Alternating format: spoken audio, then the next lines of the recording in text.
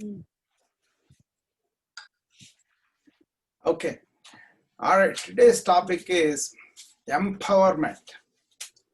How do anybody empowers themselves? Okay. So what happens is people normally what they do, they kind of go over their life feeling weak or fearful or anxious or regretting or something like that, right? So is that the only way to be, or is there other ways we can be? How come people in the poorest countries have the biggest smiles? Okay, how come people with no means can be very happy, and people with major disasters can uh, can really show that they have inner strength? Okay, so if you take women, a lot of women empowerment goes on because women obviously see they're suppressed or repressed and they want to make headway. There are so many powers that be either in the family level or society level or political level or anywhere. People feel that we are kind of suppressed, we are not given chance, we are not given enough, and they have to fight for it, right? I'm talking about empowerment from within, how we can do something about it, and then that change in inward can come out into the external life, and then you can be empowered automatically. Okay, so instead of spending all energy and time on focusing on the external factors, first let us focus on the internal factors. It is not that we are okaying the external factors, not at all. But even to fight them, you need strength from within. So the way to approach this topic is look at yourself where you are internally, and then don't judge or don't shy away from it. More of looking at what it is. Okay, Indian system had 4 ways of living from very age old. Okay, so they kind of um, did that for a long time. They had dharma, kama, moksha, 4 ways. You can have anything that you want, uh, but you can choose which way you want to be. You want to just be in pleasurable mode, which is the kama, that is just superficial pleasures and all that, or you can be in artha, where you can earn money, you can earn degrees, you can earn fame and all that, but they are done in a dharma, that is righteous way. So many people spend in that kind of mode where they are pursuing pleasures, pursuing just eating, sleeping, and procreating, and that's it, And some people want to have achievements, degrees, titles, and all of that, wealth, and all that. That is the Ardha. But some people want to make it more meaningful by living in a righteous way. That means they are working for the society, working for other people. That is the dharma. But you have to earn your money or live your life pleasurably in the mode of righteousness. That is dharma. That was taught to the people, so did not lead external legislation. They were dictated by what universal principles said. This is So this is the way to go about it. Okay, and then what they found was the moksha. That is the unique thing that you want to understand, how they incorporated it into daily life, but then how that kind of thing was way away from everybody else, right? So what they said was, okay, your body is there, your mind is there, so you can develop them, you can live in a rightful way, but afterwards, what? You know, so they went into this liberation from your own mind, liberation from your own attachment to the body and to your family and all of that. You know, that liberation is called the moksha, is the one which really gives you way control of your mind, very good control of your mind. But that is not available to lot of people because of the way they have matured in their soul and all that. Okay, so what is essential here is, how do we have empowerment not only on our body but also on our mind and our ways in the world, righteous ways or bad ways. How do we control our own inner philosophy, what is guiding us? Okay, so let us take how they used to raise women in India. That's what I know a lot, but I have seen a lot in the other countries too. But it kind of amplifies that, you know. And most of the people here are Indians. I'm going to talk about that society, how women or men are raised in India, and how that led to disempowerment of the inner person, more so for the women than men. Okay, but if you really look at the ancient history, the women were not made like that. Later on, society, political pressures have done this. But if you take the ancient history, they were warrior queens. They were highly intellectual prime ministers, Nagamma, you know, and then Jhansi Rani. So many examples, if you can see, yeah, so many people were empowered. Rudramati was herself, but then she was also brought up like a boy, and then she was presented as a boy. So she doesn't really fit the bill like she was raised as a woman, you know.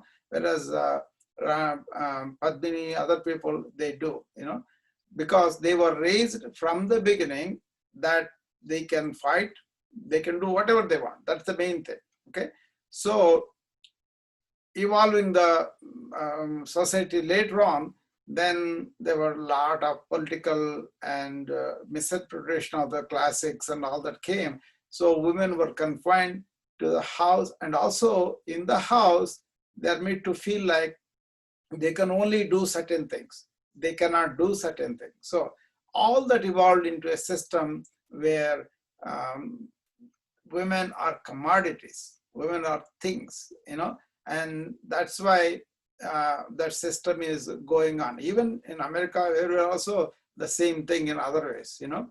But the essential point you have to grasp here is the outward system has played a role in shaping this kind of disempowerment tendencies within oneself.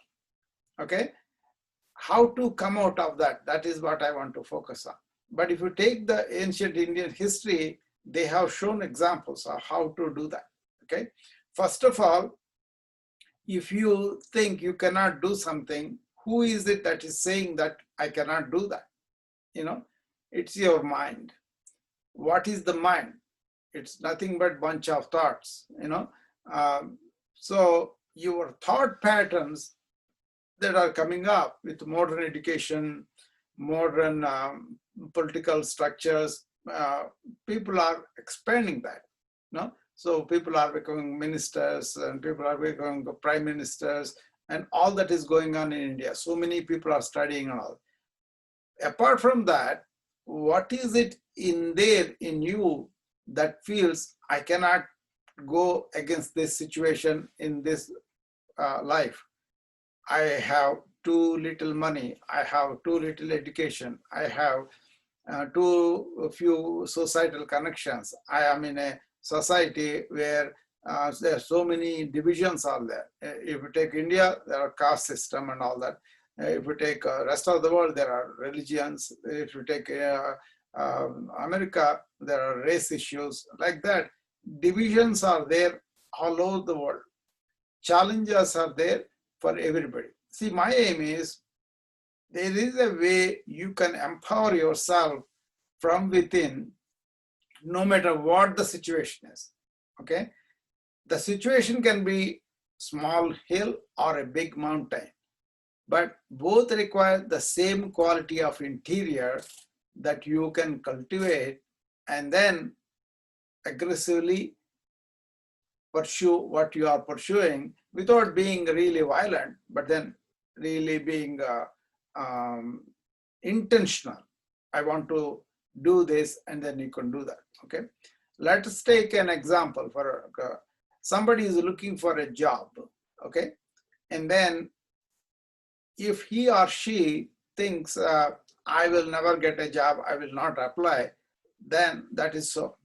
But if he says, okay, I'm applying, and then he gets rejections, like a 10, 20 and all that, that also depletes his energy, and then he may lose enthusiasm, right? And then he will say, okay, I cannot do this, so I'm going to retire. I'm going to resign from this. So that is one kind of thing. Other thing is, okay, let me take each failure as a lesson. What did I do that did not make me succeed to get the job? And take that and then put that into yourself and then go from that lesson. So what it needs is, there is an element in you that separates this thinking mode of feeling depressed, or feeling rejected, or feeling all of that there. All those feelings, if you give strength to them, they become the reality. But if you can objectify them and see them from what you are, then the thought you can, okay, it's not worked out, so what, I will try again. You know, in America, a lot of entrepreneurs do that. They go completely bust, and then they will create millions again, because this kind of mental tendency. I'm talking about not mental tendencies, I'm talking about taking control of the mental tendencies by our inner being. That is the thing which kind of really takes away your anger, your frustration, your depression, your lack of joy, and all those things. It will put it in its place. You know, that is why you need to have a complete understanding of what is your internal structure, how it has come about, why it has come about, and how to not to make it a deficit for you, so that you won't be able to do anything.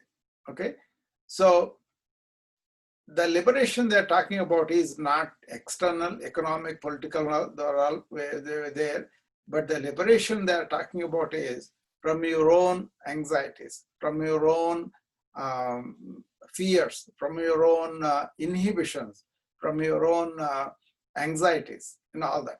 That is the one that we need to address.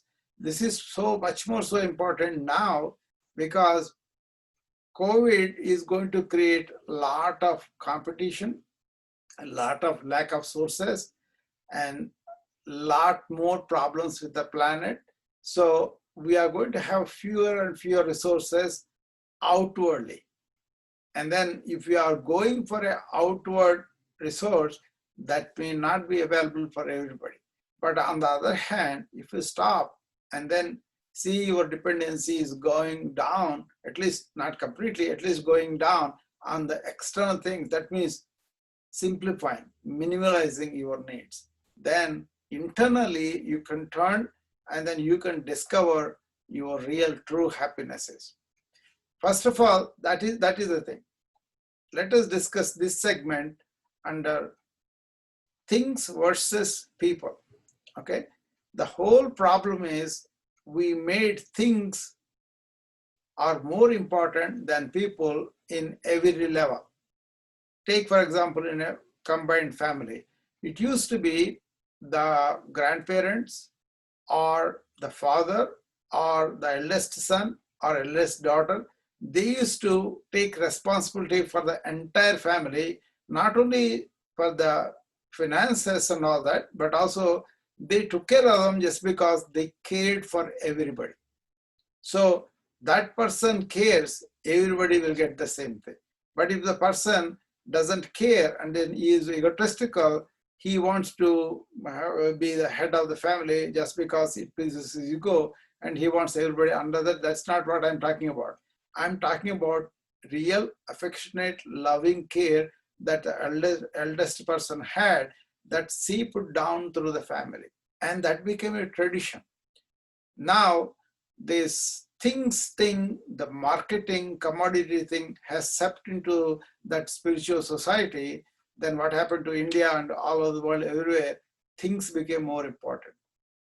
I'm going to be good to you as long as you provide these things for me. There's a service, all marketer, all marketing mentality. When that has come into the society, your friendships, even your boyfriend, girlfriend, your husband and wife have become persons who are going to fulfill certain things for you. If he or he doesn't do them, then you are no relationship. So there is no heart involved, more like a brain. That is the current state of affairs. I'm not judging anybody. I'm telling you that's the current state of affairs. So much divorce rate, so much split of the family, so much unhappiness among the friends and all that. It's all happening because people do not distinguish. I have to care first for the people and then the things. Because things have become so important, they are using people. So the saying, use things, love people was reversed. Love things and use people, that has become the dicta. Okay.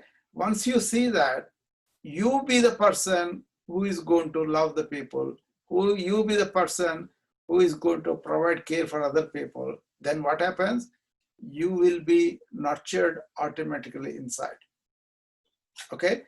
And then giving is getting also. You don't do it just to get it, you give. In the act of give itself, there is a flow of energy and flow of happiness that comes back to you. And then you don't do it for the sake, but that's what happens. A mother takes care of the child. She loves him so much. So the toy of the kid also becomes valuable for her because she loves the kid.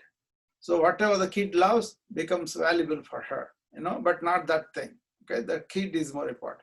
The same thing, you have to seep it through every human relationship, unconditional, non-expecting or doing anything in return, all those things are not there, then that love is really going to be purifying for the lover and also the one who is giving the love and the other person who is getting the love. That has become a traditional thing in the ancient families, and the extension of that was they loved the earth, they loved the forest, they loved the animals. So that has reflected in having an ecological balance of the nature and us. Okay, so it starts within us. It starts in our interior. So as you see it, what you do is in the meditation, you can calm your mind and then take one quality of yours. Like suppose you are fearful of something. What is this fear? Where is it coming from? Is that healthy for me? Should I continue this? If you can think like that, then you will start to realize, okay, I don't need to stay with the fear. It is just was bred into me, and then I kind of unconsciously allowed it. and then it has become a big deal, But once you are aware of the realities, the fear will go. If you don't do anything, each time you are afraid, your fear gets into deeper, deeper layers. Okay. But if you raise against it, then it will go. So like that, all internal conditions are like that. So look at yourself. Do I give importance to the things, or do I give importance to the people? You see, in the United States, it used to be when I was young, a lot of my friends used to come and we used to sit down and just talk on issues and everything. And we used to have that camaraderie and then togetherness. We did not agree with each other, but we were happy to sit and talk, and then there was no appointment, there was no 30-minute meeting or nothing. We just talked person to person most of the time. If not, phones were rare, but then phones were after, now the phones are. Now they don't even talk, they text, they do all things. And also everything has to fit in, is this person is going to be doing something for me, not, So the communications have broken down to that level. The level of communication should be heart to heart with mutual loving cooperation, then that itself becomes a very, very big wealth in the sense you both feel happy, even if a lot of troubles are there. There is a tacit approval, tacit support for the friend or for your family member, and they were, oh, I can rely on my family members and all that. So they used to have their support. They don't need to go to anybody, even if somebody dies or somebody has a misfortune. They had support from the middle class families and everybody coming together and just being there. The more you are into things, then the more nuclear families you are making, the more everybody wants to have their own thing. And so they're separating themselves from everybody else in a approved, conditioned way by the society, and that is causing a lot of loneliness, and then again reaching out for the people for the things they need, So they had a system where you can sit down with yourself, go within yourself and find yourself, and that's a very peaceful, very happy state. People are not having any idea about that.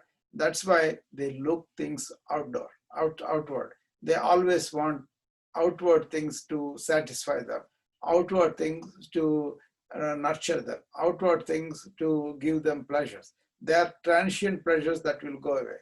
But if you look at it, it is like internal things that are important. Okay, so let us take this empowerment. How are you going to go about it? First of all, sit down with yourself and see, I may have money, I may not have money. I may have education, I may not have education. But can I see within myself how I am feeling? Can I see within myself how am I thinking? And first you come to that stage where all the other things are out at that time.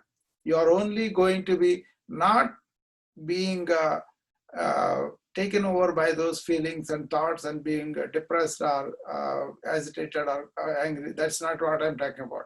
At that time, you say, I am the witness of these feelings, witness of these thoughts. Then one thing will come out and you identify, okay, I was with this person like this because I was selfish. You identify that. Then you refer, do I really need what I'm craving for? Do I really understand why I'm so selfish at that time? Then you can reverse that by saying, okay, first of all, forgive yourself, don't blame, but then, oh, I realize that, let me go. So you can do that kind of internal exploration by yourself, non-judgmental way, if you spend some time with yourself. The moment you close your eyes, if you get a lot of bunch of ideas and all that, then focus on one particular thing. You can have one word or one mantra or one light or anything that appeals to you, you can concentrate your thought first. Then follow each thought. Then take one thought and work on it. It will be easier if you do it at the same day, same time, same place every day. Otherwise, you can do it on walking meditation too. But people are distracted by so many things while they're walking. They won't be focusing on their walk, how each step is coming along, how they are stretching their legs, and all of that is involved in the walking meditation. You can do that in the walking meditation also. Or like me, you can be in meditativeness all the time because you have done that for some time. You have worked at it, and that is quiet. Okay, challenges may come from outside, but I am only within myself, with my being. Then what happens is the mind will listen to you, and it will not make you feel like you cannot do this, you cannot do that, and all that. You will be attending to the subconscious innate tendencies that are coming up. Suppose you are bred to believe you are a girl, you cannot do certain thing. You will believe that, and then as you believe that, it becomes your samskara, and then it tells you, okay, you cannot attempt this, you are a girl, Then you are disempowered by your own thought, but you don't realize that. You can reverse that this way, okay? That is what I want to tell you. Then let's talk a little bit about what happens. You are born, you are educated, you have a job, you have a family, and then you are left alone because of old age or disease or anything. Then how are you going to use that time? This time, this is what I'm talking to my sister about. You are at an age where you can really have a lot of time internal. You can go internal. This is called antharmukha in Sanskrit. And then go into the real chamber where your being is there, and that is Chit Ambara, Chidambara, in the inward recess of your cave-like heart, which is the being. You have that being, and then you can relate to that being just by shutting off all the external stimuli and going in there, and then retiring that way. This is called Vanaprastha stage in Indian development, where people have ruled kingdoms for years, developed kings, and then expanded it, and then they gave it away to their son, and then they retired from this entire life because they wanted to find out what is life, where we came from, where we are going, what is death, all those existential issues they wanted to discuss, right? So they retired into a forest, they forsake all the luxuries, they forsake all thoughts, and then they went into tapasya, and then they realized. But the thing is, now we know the whole thing. We can do it at any stage. Even you are studying, even you are working, even you are involved in a business, you can do this, okay? That is the discovery. A lot of educated people are doing it, and then they have to be serious about it. They have to be really meaning about it. And then once they discover, what they discover is all these other pressures are transitory, fleeting, and changing. Whereas all also reflected in your own being. When you are separated from the mind, that's when you are happiest. Otherwise, your mind is running after things. It won't be happy till you get that. But actually, when the moment of happiness, the mind is not there. Okay? It is the being that reflects as a happiness, which is already there. Once you discover that, you have happiness no matter what happens, good or bad, win or lose, you will be happy. Because happiness is your real nature. Peace is your real nature. Because you think, I have some ways to go, it will be like that. The biggest obstacle for this is your own mind. So getting transcendence of that mind is the enlightenment. Once you have done that, then you say, okay, I am the awareness. So you regain the awareness, and then you have to abide in that state of feeling realization, not thinking realization, feeling realization. Once you abide in that, then mind will be your slave, body will be your slave, and you can do what you want. And then you have really empowered from the external life. You are really empowered within you. So that empowerment comes through in people not having any fear, people not having any anxiety or depression, people really coming with selfless love and selfless service. Okay, so that is what I wanted to say about empowerment in a nutshell. Now, let us see whether anybody wants to talk about a particular issue that they would like to talk about. Okay, you can unmute yourself and then talk.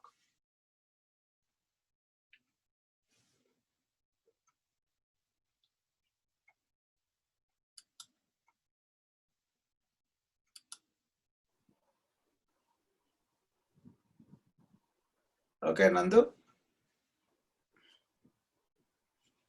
Yes, Chan Babu. You want to talk anything about that you want to understand? Mm, yeah, empowerment.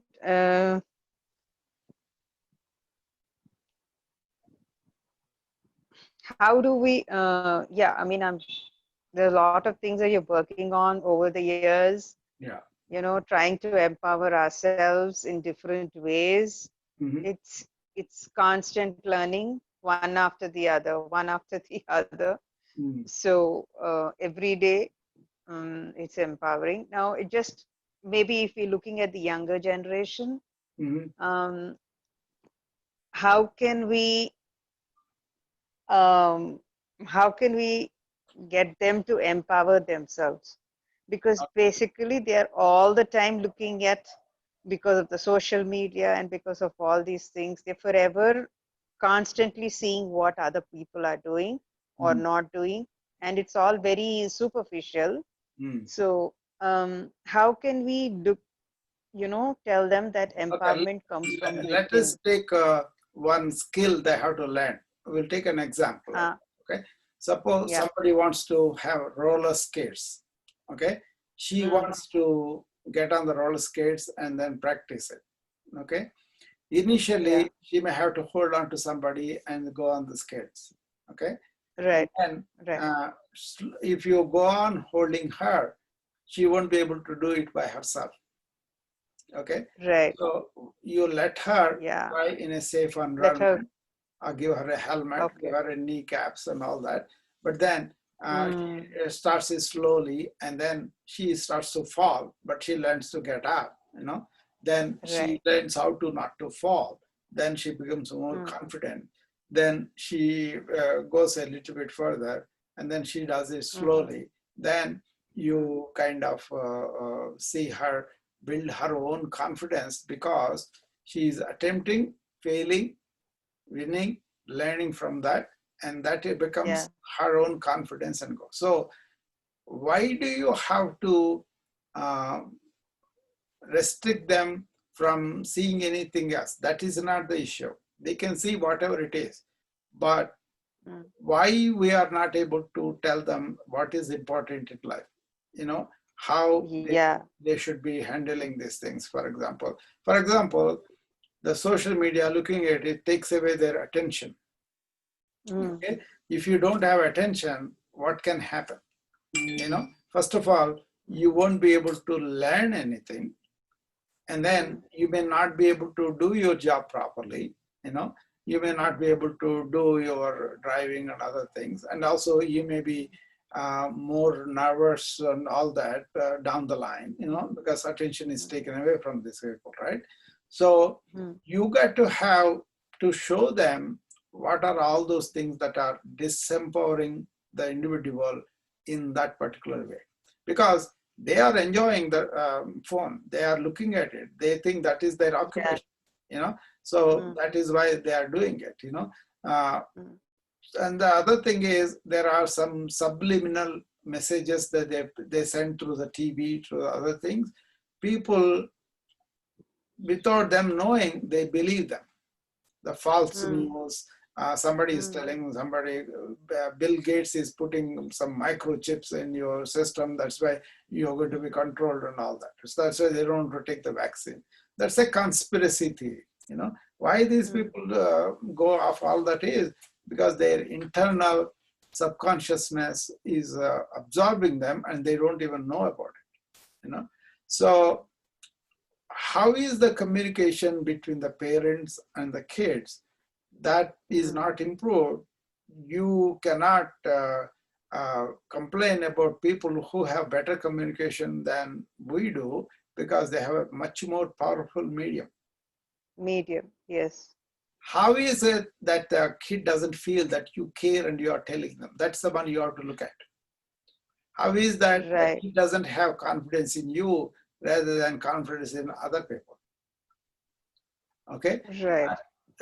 And then other thing is they may be looking at some things like a rebellious attitude, like we know too, we are better than you Yes. and all that, because Yeah. they may be Yes. better in the practical things, you know, but they may be better Right. in certain things, and you have to appreciate that too. If they are able to do Yes. certain things, they are able to do certain things.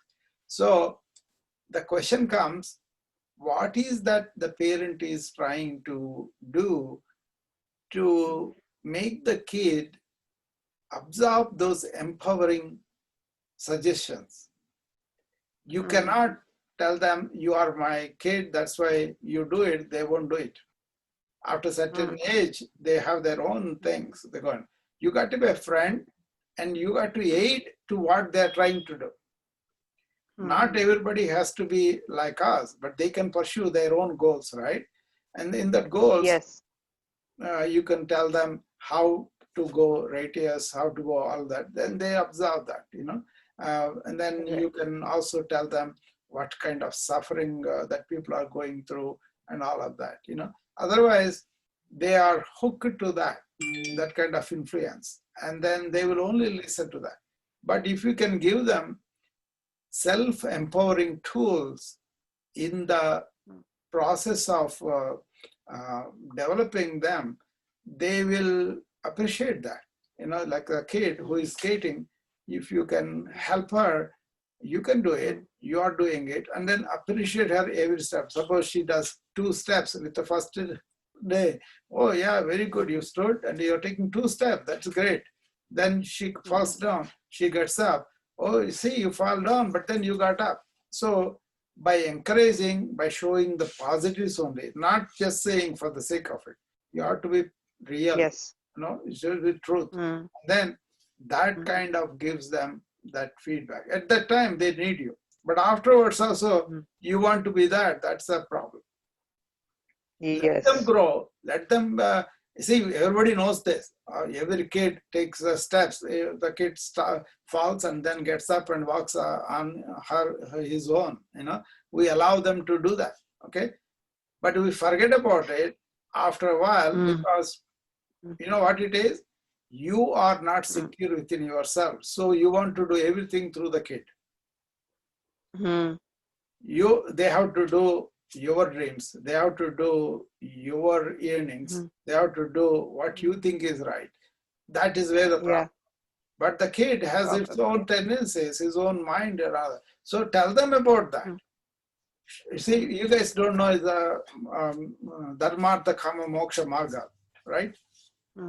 It is there in Indian tradition for years and years. Yes.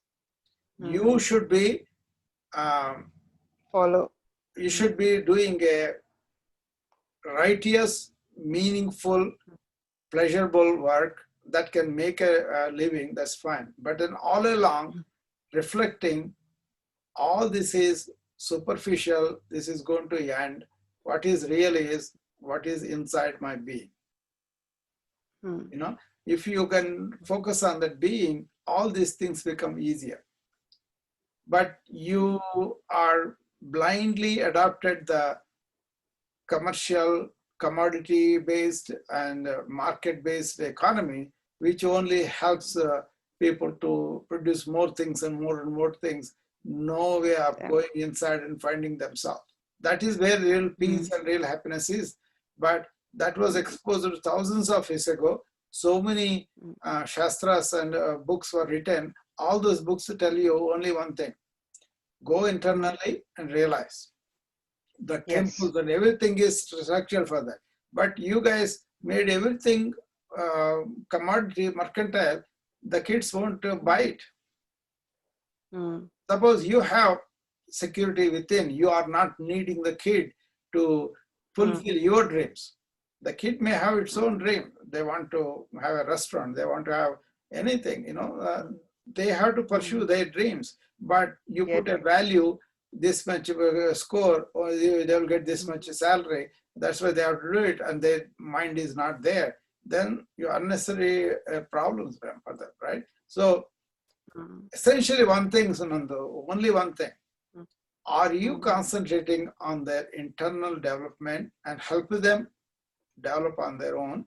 Or mm, are you thinking some way of life is going to be good for them and they should mm, be constantly secure in their livelihood, constantly secure with money and things, and that's why they should be mm, doing this? That's the question. mm. The parent has to Okay. enhance themselves by examining what I'm standing for, what I am doing in my life, and then Mm, can I allow the kid to grow also? In the process, can I share? Sadhguru said this: before mm. you want to enhance your kid, you enhance Enhance yourself. yourself. Yeah, Yes. that should not be a word though. That should be the experiential way. That should be practiced Way. every day. And then Mm, suppose you want her to do yoga, okay? mm, That should mm, be like, what is yoga, why you should do, you should be knowing, and then you mm, encourage them. If they don't do it also, you can ask them and mm. all that, but slowly they will take it up, you know. Yes. But they may not take it up also, you cannot do anything about it. But Right. eventually people are taking it up. They say that's only external practice. But real yoga is where your jiva is connected to the Paramatma. And that should Mm, be your, it's not just getting up and going with some group. Unless the group are there, you cannot do yoga. That's what it is. mm. What does it say about you? So it has to be from within you, and Within. then it should seep to them. They will look Mm, at it. Suppose they come and ask me, how come you have so many problems, but you are so quiet and cool? Then I will tell them, mm, because I found what is the being. I found what is mm, enlightenment. And once it is there, then my mind is under my control. I will do what mm, is needed, but I won't allow it to go into worry and anxiety because of the situations. mm, If you can mm, display that, if not now, down the line also, they, hey, my dad was like that at the time, even though things were very tough, he was pretty quiet and cool, and he did what he had to do. do. Right. And then the thing is, there is something else, from Bhagavad Gita, there is one poem where he says, the, the God within us who is residing has us tied to the waist to him. And then he will be taking you to whatever he wants you to do. So Mm, it's not in your control, but in his God's control that he will make you do whatever he has to do. He has a scheme for you. yes. So the moment Yes. you realize that, not being lazy, but Mm, you accept, you surrender, and they say, okay, whatever you want me to do, I will do it. Ramana said that. He left home completely and he came there, and then Arunachala, first he goes to the temple and then says, Appa, I have come on your bidding. Now let me do what you want me to do. See, so that kind of surrender, Gandhiji, for example, he didn't want mm, anything personal for him. He would just want to realize the God. And then whatever presented to him, he did mm. it for the sake of other people without two things. No katrusva bhava, that means no agency, and then no expectation of the results. Whatever the results, he will accept them. Accepted. So Okay. now what is this? Now goal oriented, and then Mm. person doing it has become a big deal. The Katrutva Bhava is very much in everybody. I can do it, I can do it, and all that. That agency Mm. has to go. That means you have to surrender to the higher power. The whole Mhm. society has evolved on this agency and goal orientation. It's not the goal that is important, it's the process that is important. Process. Yes. Then Yes. focus on the process. Then they'll suppose you are imagining something for her. This is the way it will be. Mm. That's not good. It is Yeah. what she wants to Her do. wish wants to You do. help her along the way. But all Yes. the time, let her be the charge of her life. Let her choose. But you can help her if she wants your Mm. help. Then Yes.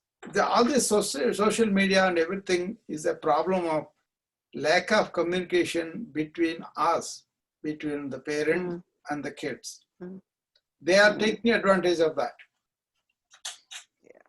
They are more able to go into their mind than you can do it. Mm. Because the way you tell them, they feel like it's authoritarian or something not helping their individuality. And that's why they resist. You may say, oh, I love you, that's what I'm doing. I want your best, that's what I'm doing. This is dangerous for you, that's what I'm trying to protect. They don't want that. It's like, remember, Yeah. my mom used to tell me this when I was young.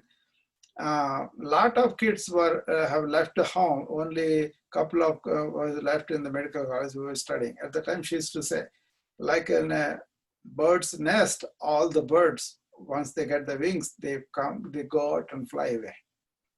What does the Mm. mother bird do while they are young?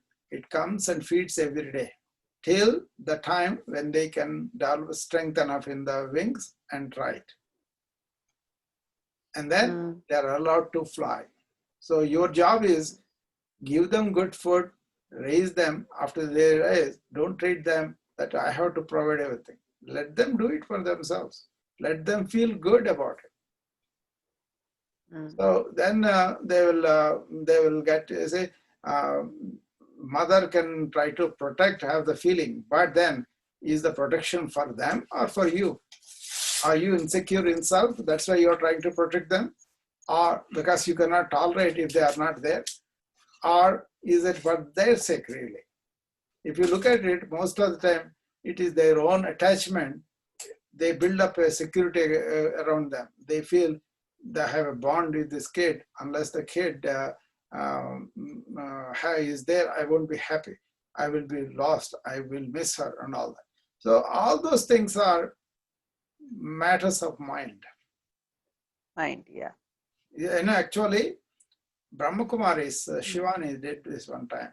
She brought in a kid from the audience on the dais and said, how old is this kid? And they said, oh, 12 years, 14 years, whatever. Okay. His body is that, but his soul is not 12 years. Mm. Can you see at your kid like that? Mm.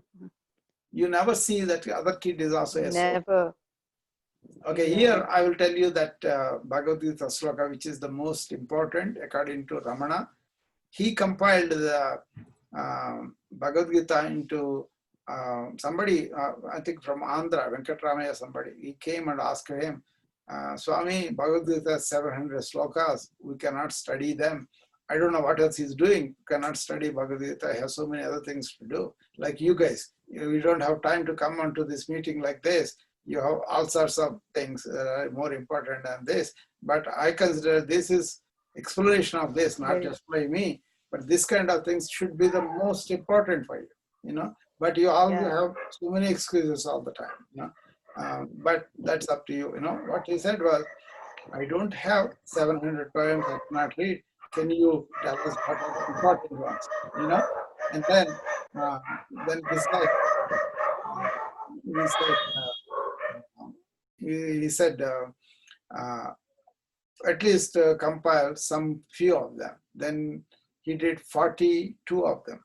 Okay, of the 42 of them, Again, he came, these are too many too. Then he said, okay, tell us one thing that we can get Bhagavad Gita Saransh.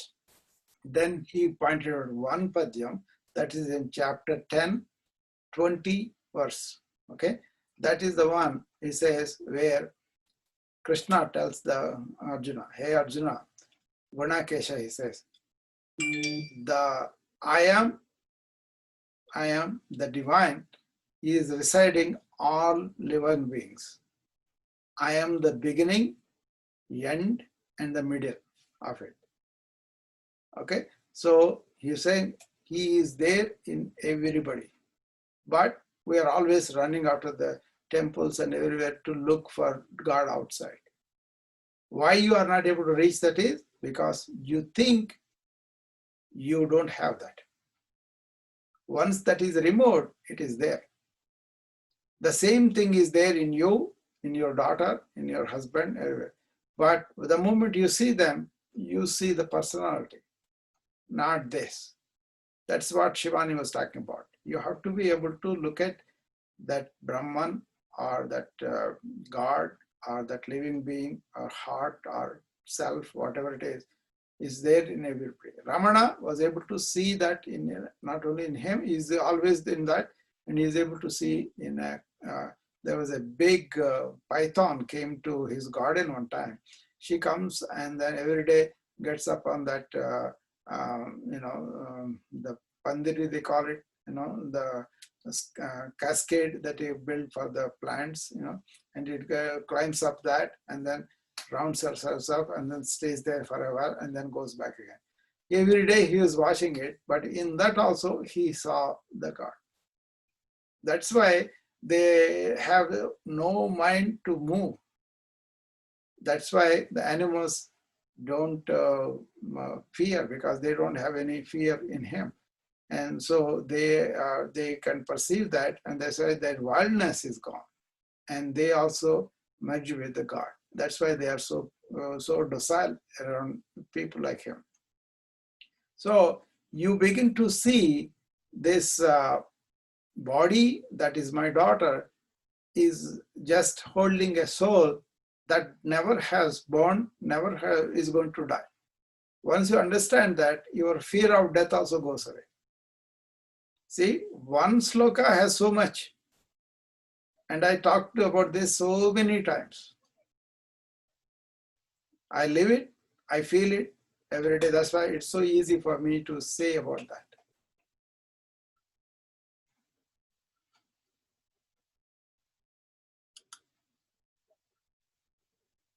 Yes. Did you get it?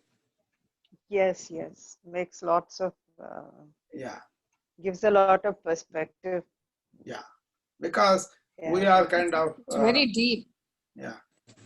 What is It's deep? very deep. The whole thing, I mean, in one shloka, in the meaning only, it Yeah. is. Yeah, you see, what it is all these slokas and all that, don't repeat them. See whether that meaning is in you or not. Okay? Otherwise, it has no use for that. Okay? That is what happens. A lot of people spend years and years and years, but they don't want to expose themselves. They don't want to feel it. So the way to get the empowerment is find your own limitations, inhibitions, or weaknesses within you. And then the good news is there are solutions for this.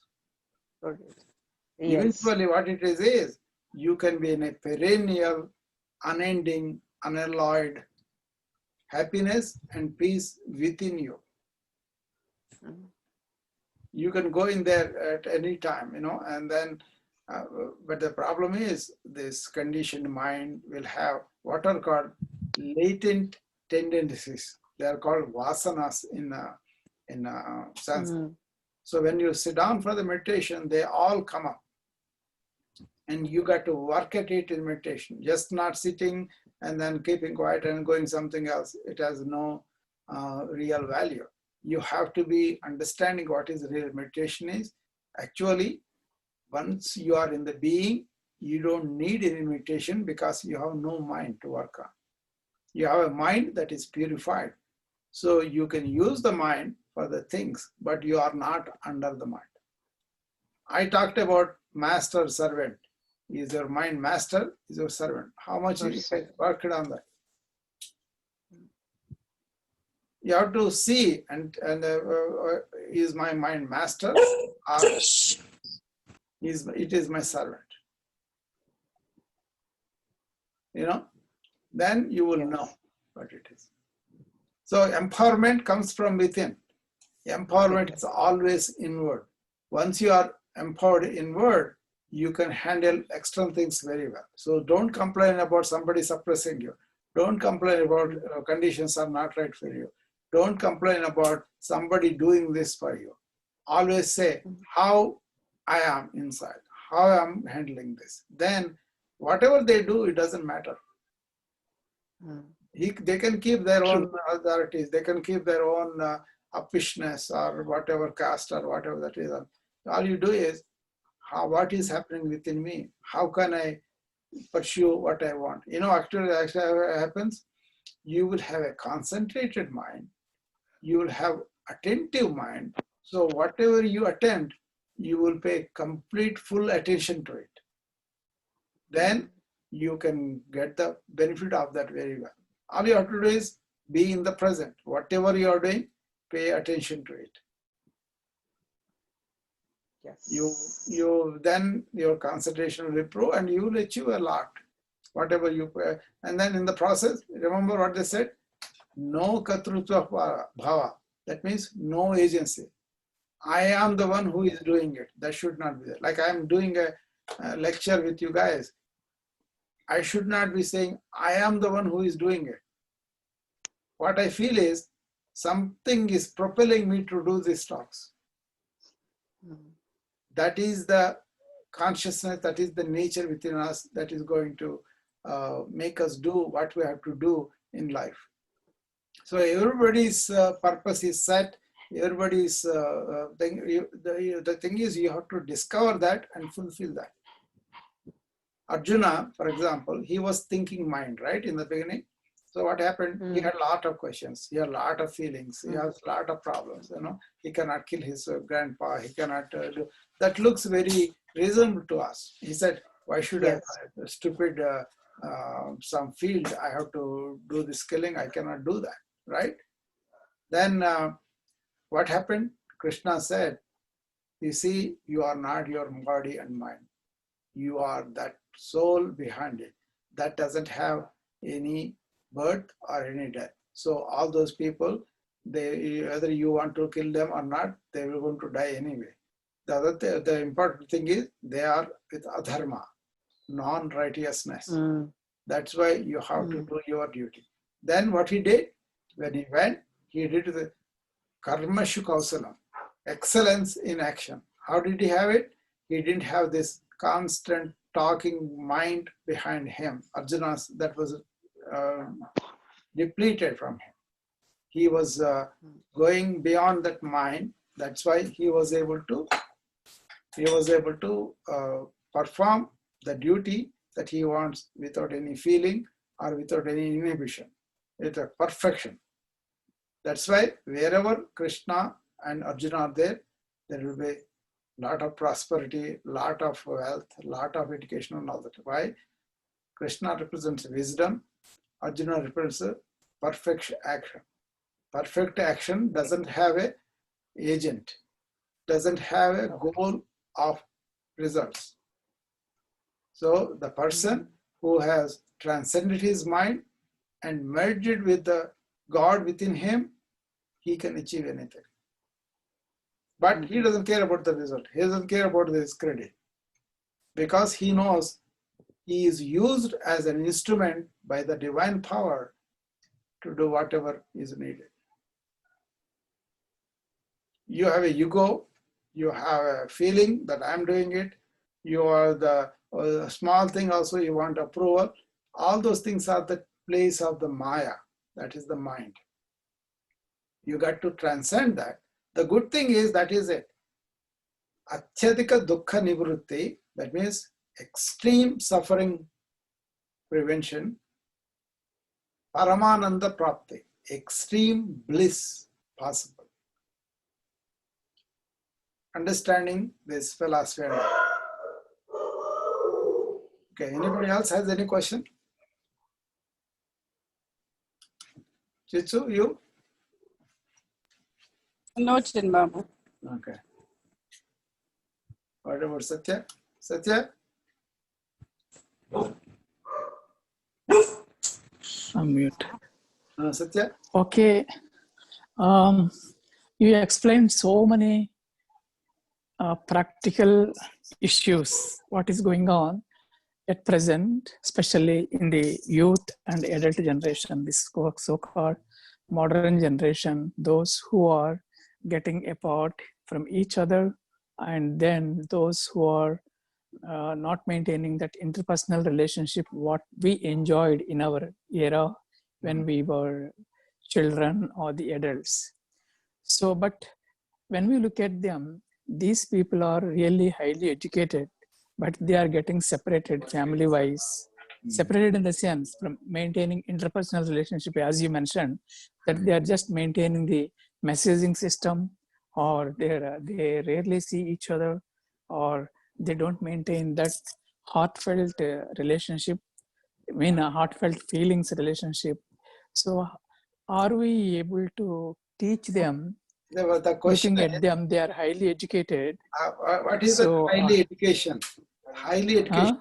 What is that highly education? maybe professional. They are highly professional. I know, You know, that's where the rub is, because they are getting knowledge of a particular craft, but they are not okay. knowledgeable. I mentioned highly educated in the sense, like, you know, not in terms of our ethics, what we have discussed, in terms of their professionals, in terms of their there skills. is a difference, because their education is only about that craft, and then that is technology, that is whether useful as a doubt, because a lot of this technology led to wars, and then leading to many people going the other way than spiritual way.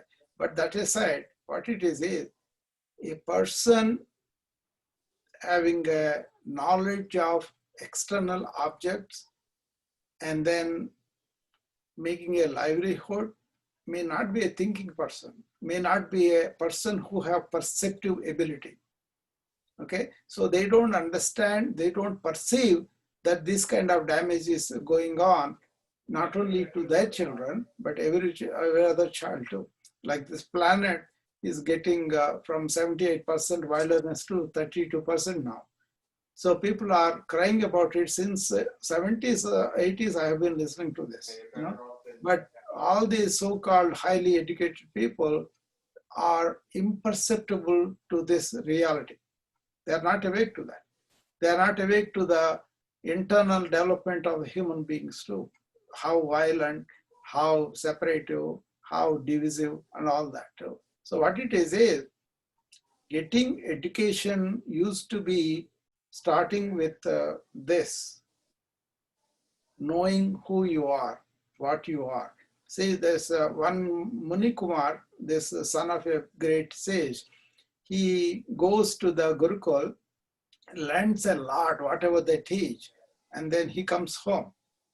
His father asks him, did they teach you something by knowing which you know everything? And this kid was very egotistical, because he has completed education with this sages. So he feels very proud of it. Then his pride comes to the floor and says, what is that? They never talked about that. Then he sends him back, and then he wants to know about it. But he said, I don't want to go there. Father, you tell me what that is. Then he tells about Brahman. Brahman is everything.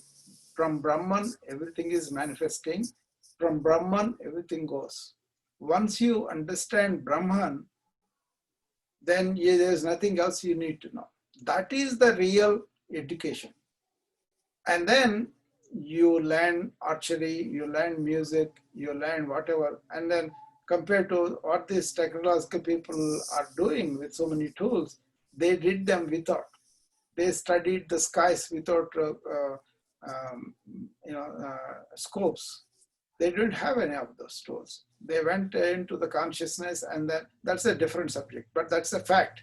They had so many shastras that were written that they measured the distance between Earth and the moon. And that was documented in Lalita Sahasranama. So there are so many things that they did with the instrument of, like, for example, Sadhguru was traveling in United States. He was talking about these Indians, Red Indians. They have this, they are remote areas, but they can put their ear to the ground and say where the train is coming. They can feel the perception, their hearing abilities like that. They can put their ear to the ground and say there is water underneath. So the abilities of internal were neglected compared to what we depend on outside. Like, for example, we used to do very complex math. I used to do it in 8th or 9th class on the chalkboard, one step after other, big formulas I used to do. Now they cannot do even with calculator those things. So I have something called Vedic mathematics with me, and there I try to teach my children, and they are very useful if you don't have a calculator. And then other thing is your brain modulation. See, this conditioning that this is highly education, and what they are missing also they don't know. This has created a consumer-oriented, commodity-oriented, materialistic culture, and people are getting lost in that, thinking that they are highly educated. But if they ask them, do they know the ignorance of their own mind? They would not be able to ask. I've talked to so many people that are very accomplished in this way, but they have no idea of that. If the personal thing comes, they cry just like a villager. They are so unraveled. If some things don't go, they're always living in fear because they don't want to lose their properties. They don't want to lose their status. They don't want to lose their so-called societal standing. So they're depending on all external things.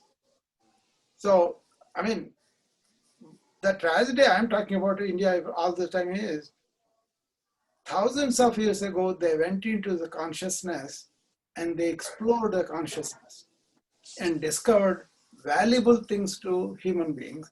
And when people were oriented towards Brahman, oriented towards internal empowerment, they have produced so much, the GDP was very high. Then all these innovations came, all these cultures came. Now, the meaning of those things are kind of obscured, and we got lost to the weaknesses of Western culture. Not even the strengths of Western culture, but weaknesses. But if you take many intellectuals, many scientists, many religious figures, they look to Upanishads as a big, big thing that they want to define, not before Christ, after Christ, but before Upanishads, after Upanishads. So let these highly educated people go and read them and find those facts, and then they will discover what they are missing. Until that, this division is going to go on, and then this separation is going to go on, this kind of suffering actually from all of that. Like Satya, when I talk to you, do I have a difference that you are me are different, or I will talk to you as though you are good friends? Yeah, we talk to each other as we are different. Not different. I myself, I don't talk to you like you are different. Yeah. That's what I'm saying. You may feel the Yes. physical difference and all that, but what I'm saying is, I don't feel like I'm talking to somebody else, but I can share everything with you. Yes. So that kind of separation has happened because of this modern education. Yeah. Even My question is here, is there any mechanism in place then when we are seeing our own friends or relatives our kin and kith, living in the same kind of what you are telling, that so-called modern I just era. told you. I just told you that Yes. the wisdom was there. We just have Mm. to tap into it. Understanding is there. Even before that, everybody thinks I have to get enlightened by doing so much traveling, so much knowledge, so much gaining, all that, right? The whole Yes. thing is unnecessary. You are already enlightened, but you think you Yeah. are not enlightened. That's why the whole suffering. But once you know, once you feel that enlightened being, you are enlightened, then you don't have to travel anywhere. So Okay. this is a solution for suffering. That's why it's important. Mm. There's nothing wrong creating a good, comfortable life, but don't let those comforts take away your human abilities from your mind, from your heart. That's what happened with this concentration on the materialistic culture. That is a loss, just not for one families, but the entire humanity. Yes. I see the suffering even among the big people I talk to. They don't have a clue about their mind. They don't have a clue about where their relationship have gone wrong. They don't have a clue about how to rectify things in their companies. They want to ask me about burnout, but they don't have time for it. They don't want to sit down. And the other thing is, all these big people, they talk as though the problem is outside of themselves. They are okay, they are perfect people, only somebody else has it. That is their problem. They have to look at themselves first and then come to the solution. They are there. I'm telling you, you can have Achyadika Dukkha Nivrutti, that means complete cessation of extreme suffering, not even nama suffering. And then Paramananda Prapti. Extreme bliss is possible if you go inside yourself, Antarmukha, that is inside yourself, Chidambara, Chit Ambara. There is a guha, that is a cave inside you, that is the heart. Within the heart, there is a cavity, that's where the being that Lord Krishna described about. People do not feel it, they think they are body and mind. I will tell you a small mantra that you all guys can repeat it in your own way. Deham, Deham, Naham, Naham, Koham, Koham, Soham, Soham. Soham. Soham. Deham means body and mind together. Okay? Okay. Body mind complex. Okay? Annamaya, Pranamaya, Manomaya, Vijnanamaya, and Anandamaya. All the koshas are Deham. Beyond that, Deham, Naham. I am not this complex. Then who are you? Koham. Who are you then? Soham. Soham. Soham means Hamsa in the other way. Hamsa means it is the supreme being that is in me. That is what Lord Krishna said. I am present in everybody. It's like you have so many mirrors in the world, like 6 billion mirrors, and the sun shines there. Sun is in every mirror. Like that, it is there. It is not being approached or accessed because we are caught up in our own body and mind complex. Okay. See, that's Very what. good explanation. But the thing is, you cannot say this outside of yourself. These spiritual matters are that they have to be experiential to be useful. It is not a theory. It's not something that you want to understand, implement later. You want to see within yourself how far it is true or not. Don't have to present to anybody. But who is that preventing that ego? Who is that saying, I am okay, everybody else is not? That is ego too. Once you transcend that, then you can really see what it is.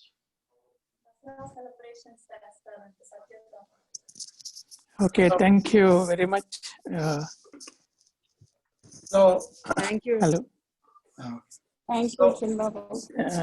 Thank Okay. you, Shanbabu. It was very, very interesting. Yeah. Very, very nice. I hope you will all be empowered after this. Yeah. I hope Yes. so. We're going to work on this for sure. Yeah. Okay. You see, too much talk, too little thing doesn't help.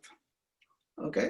Just be still and then work on them. And then don't tell anybody unless it is within you. You know, then it will be meaningful. You know. Okay. Okay, then I'll see you. Thank you. Okay. Thank you. Good night. Thank you. Bye. Good night. సరే బాబు Okay. Bye.